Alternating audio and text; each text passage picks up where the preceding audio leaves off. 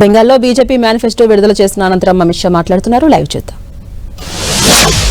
पार करने के लिए हम एक कमीशन बनाएंगे जो चाय बागानों के श्रमिक चाय के उचित मूल्य और विश्व के बाजार में चाय के निर्यात की संभावनाओं को तराशेगा और एक रिपोर्ट बंगाल की भारतीय जनता पार्टी की सरकार को 1 साल के अंदर देगा. बाकी के 4 साल में हम चाय बागानों को फिर से खुशहाल बनाने का प्रयत्न करेंगे. जूट उद्योग के आधुनिकीकरण के लिए भी भारत सरकार की योजनाओं को बंगाल सरकार ने लागू नहीं किया है. हम इसको नीचे तक पहुंचाने का काम करेंगे. उत्तर बंग हमेशा विकास से महरूम रहा है. उत्तर बंग में एक एम्स, आईआईटी और आईआईएम और फैशन डिजाइनिंग की संस्थान, ये चारों संस्थान उत्तर बंग के अलग अलग जिले में बनाकर हम उत्तर बंग के विकास को सुनिश्चित करने का काम करेंगे. बंगाल की संस्कृति को आगे बढ़ाने के लिए हम एक वंदे मातरम म्यूजियम की कल्पना लेकर आए हैं. वंदे मातरम म्यूजियम के माध्यम से पूरे विश्व में बंगाल के कल्चर को, जो पूरा विश्व पहले से इसकी सराहना करता है, इसके माध्यम से इसकी प्रसिद्धि और पुनर्जागरण का काम ये वंदे मातरम संग्रहालय करेगा.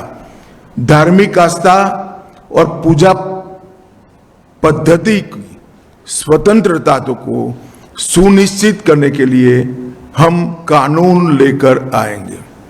अब मैं थोड़े मुद्दे डिटेल भी बताना चाहूंगा. मैंने आगे कहा कि हम घुसपैठ पर निर्णायक प्रहार करेंगे. सालों से नरेंद्र मोदी जी की केंद्र सरकार प्रयास कर रही है, मगर बाढ़ को 100% करने के लिए बंगाल सरकार हमें भूमि नहीं देती है.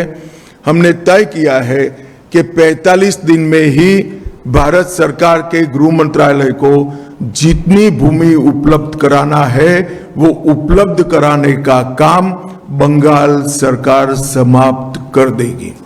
नदी नालों के अंदर पेट्रोलिंग की भारत सरकार के साथ मिलकर एक नई आधुनिक तकनीक से युक्त वैज्ञानिक व्यवस्था हम करेंगे. टीएमसी के भ्रष्टाचार में जो व्हाइट पेपर आएगा वो आगे पर एडमिनिस्ट्रेशन के अंदर ये भ्रष्टाचार कैसे समाप्त हो इसकी दिशा में भी आगे करेंगे.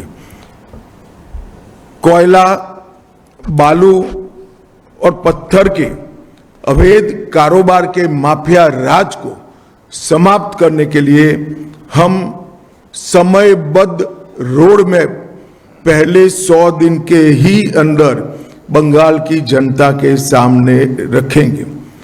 सभी सरकारी रिक्त पद परमानेंट नौकरी से युक्त कराने का काम करेंगे. इसके साथ साथ हम ये सुनिश्चित करेंगे कि नौकरियों की भर्ती पारदर्शिता से हो. एक करोड़ों रुपए के घपले, घोटाले, भ्रष्टाचार हुए हैं.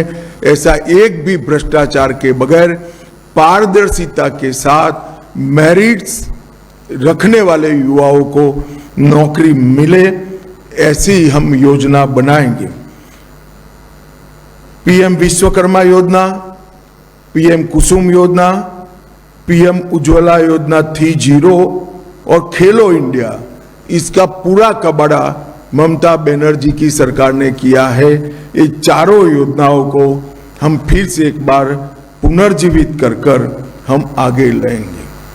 नगर निगमों के चुनाव के पहले ग्रेटर कलकत्ता के विकास के लिए एक कंसेप्ट पेपर हम तय करेंगे और 10 साल में कलकत्ता के समग्र विकास के लिए एक कार्य योजना लेकर आएंगे जो कलकत्ता को एक विश्व के अग्रणी शहर में प्रस्तापित करेगा और कलकत्ता को देश भर की सांस्कृतिक और आने वाले दिनों में औद्योगिक राजधानी बनाने के लिए भी आगे बढ़ेंगे।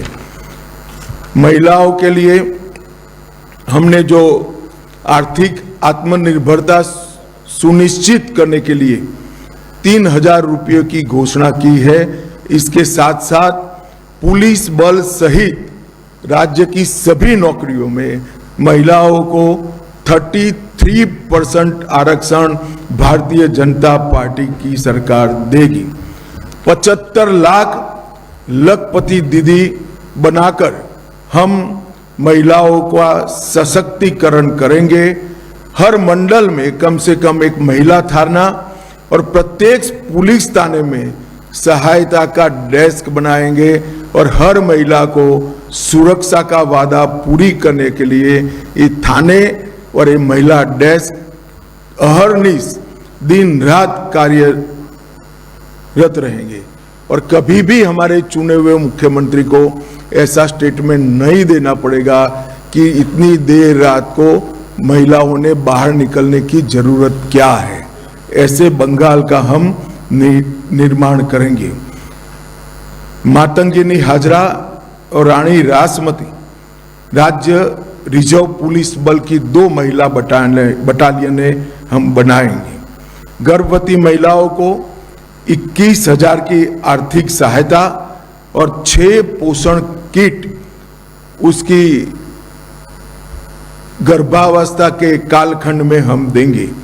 आंगनवाड़ी आशा कार्यकर्ताओं और प्राणी मित्र कार्यकर्ताओं के मानदेय को वैज्ञानिक रूप से तर्क संगत बनाकर अच्छी खासी बढ़ोतरी करने का काम करेंगे।